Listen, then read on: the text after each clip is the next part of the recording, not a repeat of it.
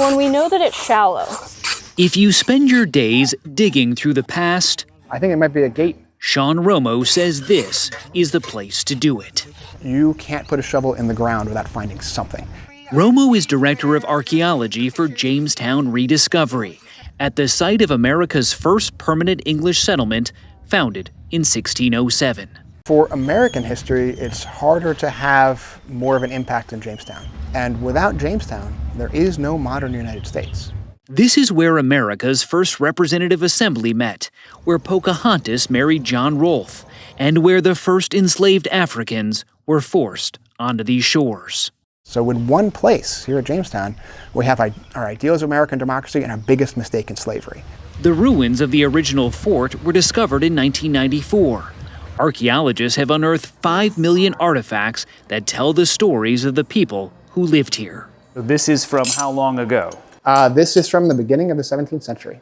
Now they're using ground-penetrating radar to map out what still lies buried. Now, if it shows up, that would be really cool. Because this has become triage, a race to save as much history as possible before it's lost. You, however, don't have time on your side here. No, we do need to pick the pace up because we are under severe threat from climate change. Jamestown is under siege from rising waters. Sea levels here have risen 1.6 feet over the past century and could rise another 3 feet or more by 2075.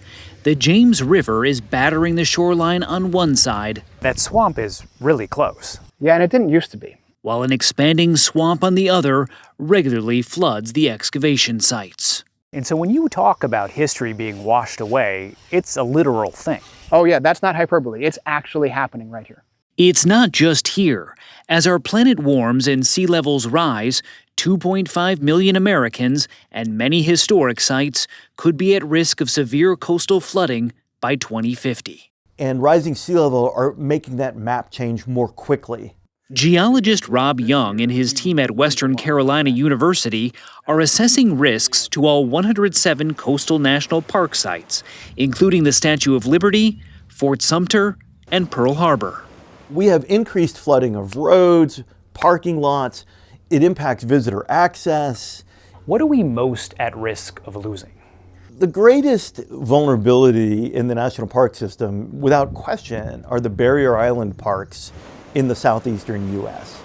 The Atlantic continues to swallow homes along North Carolina's Outer Banks, which is why the historic Cape Hatteras Lighthouse was moved a quarter-mile inland back in 1999. But it's one thing to move a lighthouse, another thing to move a Civil War fort. Yeah, we're not going to move Fort Sumter. Then at some point, we're going to have to make a choice, right? But how do you decide what to protect and what to walk away from?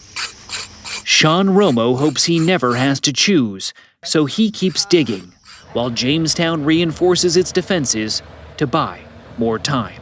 Do you see a time where Jamestown Island is basically underwater? Sadly, yes. If we do nothing right now, we're going to go from Jamestown Island to Jamestown Islands in the next 50 years. So the time is now to act, to protect this space, and to make sure that future generations can still learn about and experience the place where American history was made. For Climate Central, I'm Ben Tracy.